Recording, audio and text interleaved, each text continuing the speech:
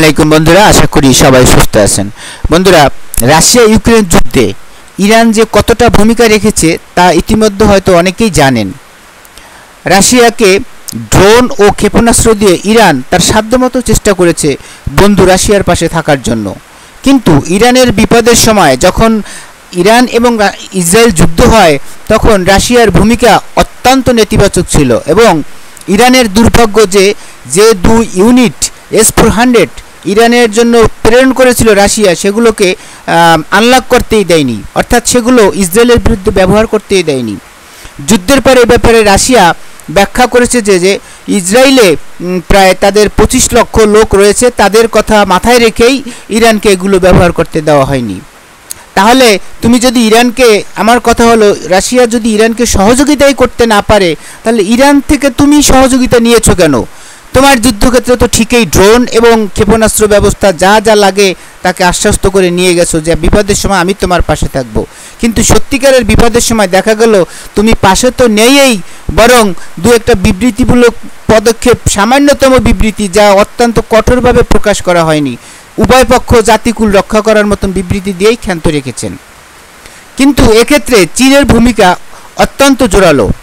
আমরা দেখেছি এই যুদ্ধের সময় চীন তার অস্ত্রপাতি নিয়ে সামরিক বিমান ভরে ইরানে প্রবেশ করেছে এবং সেটা বিভিন্ন আন্তর্জাতিক খবরে প্রকাশিত হয়েছে। এবার চীন আরও শক্তভাবে ইরানের পাশে দাঁড়ানোর জন্য প্রস্তুতি নিচ্ছে। ইরানকে জেট-10C দিচ্ছে চীন। ইরান ইসরায়েল সাম্প্রতিক সংঘাতের পর মধ্যপ্রাচ্যে নতুন করে কূটনৈতিক উত্তাপ ছড়াতে শুরু করেছে। এই পরিস্থিতিতে ইরানের পাশে দাঁড়িয়েছে শক্তভাবে চীন। ইরানের শান্তিপূর্ণ পরমাণু কর্মসূচিতে প্রকাশ্যে সমর্থন জানিয়েছে বেইজিং। সেই সঙ্গে ইরানের ইসরায়েলের হামলাকে অবৈধ বলে আখ্যা দিয়েছে শি জিনপিংয়ের নেতৃত্বে চীন। চীনের পক্ষ থেকে বলা হয়েছে আন্তর্জাতিক আইনের সুস্পষ্ট লঙ্ঘন করেছে ইসরায়েল এবং তাদের এই আচরণ মেনে নেওয়া যায় না। শুধু সমর্থনে সীমাবদ্ধ না থেকে এবার ইরানকে শক্তি সঞ্চারের বাস্তব পদক্ষেপ নিচ্ছে বেইজিং। চীনের কাছ থেকে অত্যাধুনিক জেট-10C যুদ্ধবিমান কিনছে ইরান। 12 দিনের রক্তক্ষয়ী যুদ্ধে ইসরায়েলের সঙ্গে মুখোমুখি হওয়ার পর নতুন করে আকাশ প্রতিরক্ষা ও আক্রমণ ক্ষমতা বৃদ্ধির পরিকল্পনা নিয়েছে ইরান। সেই পরিকল্পনার বড় অংশ জুড়ে রয়েছে চীনের তৈরি 4th প্লাস জেনারেশন জে-10C যুদ্ধবিমান। বহুমুখী এই যুদ্ধবিমান আকাশ যুদ্ধের পাশাপাশি স্থলভাগ ও ইলেকট্রনিক যুদ্ধে কার্যকরভাবে ব্যবহারের জন্য সুপরিচিত। চেংদু এরোস্পেস কর্পোরেশন কর্তৃক নির্মিত এই জেটকে অনেকেই শক্তিশালী ড্রাগন নামে অভিহিত করে থাকেন। এর আগেও পাকিস্তান এই যুদ্ধবিমান ব্যবহার করে ভারতের বিরুদ্ধে কৌশলগত সুবিধা পেয়েছে বলে জানায় আন্তর্জাতিক বিশেষজ্ঞ মহল। ইরান ইসরায়েল যুদ্ধের শুরু থেকেই তেহরানের পাশে ছিল চীন।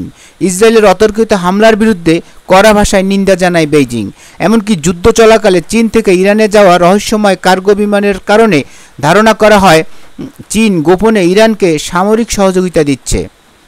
জাতিসংঘ নিরাপত্তা পরিষদের জরুরি বৈঠকে ইসরায়েলের সমালোচনা করে চীনের পররাষ্ট্রমন্ত্রী ওয়াং ই বলেন, ইরানের পরমাণু ইস্যুতে যুদ্ধ নয়, কূটনীতিই হবে সমাধান। ফ্রান্সের পররাষ্ট্রমন্ত্রীর সঙ্গে যৌথ সংবাদ সম্মেলনে ওয়াং ই আরও বলেন, ইরানের সর্বোচ্চ নেতার শান্তিপূর্ণ পরমাণু কর্মসূচির প্রতিশ্রুতির প্রতি গুরুত্ব দিচ্ছে চীন। এ সময় তিনি যুক্তরাষ্ট্রের ভূমিকারও তীব্র সমালোচনা করেন। বলেন, একটি সার্বভৌম দেশের পরমাণু স্থাপনায় প্রকাশ্যে বোমা হামলা চালিয়ে যুক্তরাষ্ট্র এক নেতিবাচক নজির স্থাপন করেছে। চীন ইরান সম্পর্কের এই ঘনিষ্ঠতা নতুন এক ভূরাজনৈতিক সমীকরণের ইঙ্গিত দিচ্ছে বলে মনে করেছেন বিশ্লেষকেরা।